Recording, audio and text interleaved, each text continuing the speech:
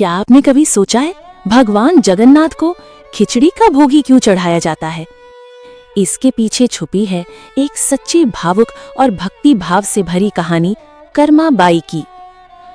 सुनिए महाप्रभु की प्रिय भक्त कर्माबाई की अमर कथा। कर्माबाई श्री कृष्ण की परम भक्त थीं। वो बचपन से ही श्री कृष्ण के बाल रूप की पूजा करती थीं। ठाकुर जी के बाल रूप से वो रोज ऐसे बातें करती जैसे ठाकुर जी उनके पुत्र हों और उनके घर में ही वास करते हों। एक दिन कर्माबाई की इच्छा हुई कि ठाकुर जी को फल मेवे की जगह अपने हाथ से कुछ बनाकर खिलाऊं। उन्होंने जगन्नाथ प्रभु को अपनी इच्छा बतलाई। भगवान तो भक्तों के लिए सर्वथा प्रस्तुत हैं। प्रभु जी बोले, माँ जो भी बनाया हो वही खिला दो, बहुत भूख लगी है। कर्माबाई ने खिचड़ी बनाई थी। ठाकुर जी को खिचड़ी खाने को दे दी। प्रभु बड़े चाव से खिचड़ी खाने लगे और कर्माबाई ये सोचकर भगवान को पंखा झलने लगी कि कहीं गरम खिचड़ी से मेरे ठाकुर जी का मुंह न जल जाए। संसार को अपने मुख में समाने वाले भगवान को कर्माबाई एक माता की तरह पंखा कर रही हैं और भगवान भक्त की भावना में भाव विभोर हो रहे हैं। भक्त वत्सल भगवान ने कहा, माँ मुझे तो खिचड़ी बहुत अच्छी लगी, मेरे लिए आप रोज खिचड़ी ही पकाया करें, मैं तो यहीं आकर खाऊंगा। अब तो कर्माबाई जी रोज सुबह उठती और सबसे पहले खिचड़ी बनाती, बाकी सब कुछ बाद में करती थी। भगवान भी सुबह सवेरे दौड़े आते ही कहते, माँ जल्दी से मेरी प्रिय खिचड़ी लाओ। प्रतिदिन का यही क्रम बन गया। भगवान सुबह सुबह आते, भोग लगाते और फिर चले जाते। एक बार एक महात्मा कर्माबाई के पास आया। महात्मा ने उन्हें सुबह सुबह खिचड़ी बनाते देखा तो नाराज होकर कहा, माताजी आप ये क्या कर रही हैं? सबसे पहले नहा धोकर पूजा पाठ करनी चाहिए, लेकिन आपको तो पेट की चिंता सताने लगती है। कर्माबाई बोली, क्या करूं महाराज जी, संसार जिस भगवान की पूजा अर्चना कर रहा होता है वही सुबह सुबह भूखे आ जाते हैं। उनके लिए तो सब काम छोड़कर पहले खिचड़ी बनाती हूँ। महात्मा ने सोचा कि शायद कर्माबाई की बुद्धि फिर गई है। ये तो ऐसे बोल रही है जैसे भगवान इसकी बनाई खिचड़ी के ही भूखे बैठे हुए हों।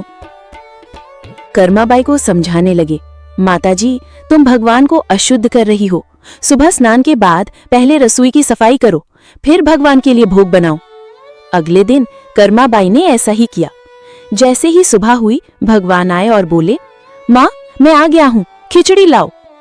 कर्माबाई ने कहा, प्रभु अभी मैं स्नान कर रही हूँ, थोड़ा रुको।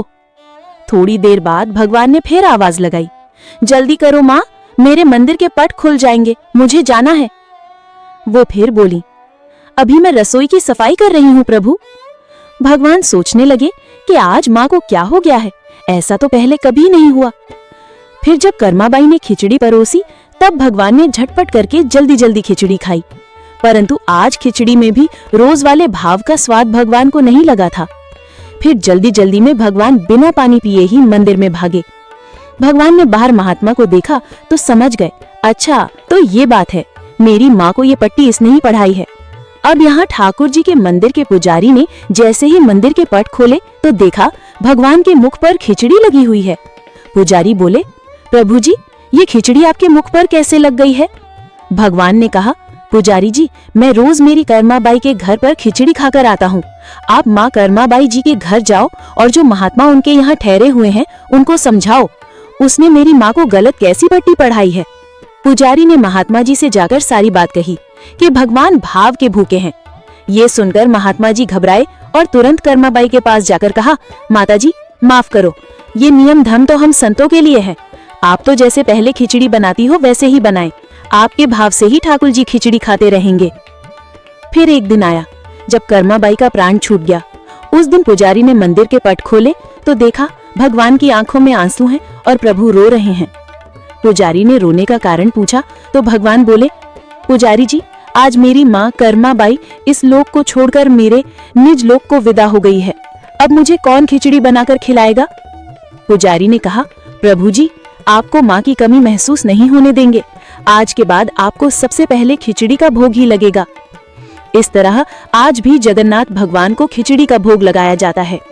जय जगन्नाथ महाप्रभु, जय हो कर्माबाई की, जय हो भक्त वत्सल महाप्रभु श्री जगन्नाथ की। अगर ये कथा आपको भावुक कर गई हो तो कमेंट में जय जगन्नाथ लिखना न भूले। वीडियो को सेव करें और अपने भक्तिमय दोस्तों के साथ शेयर करें।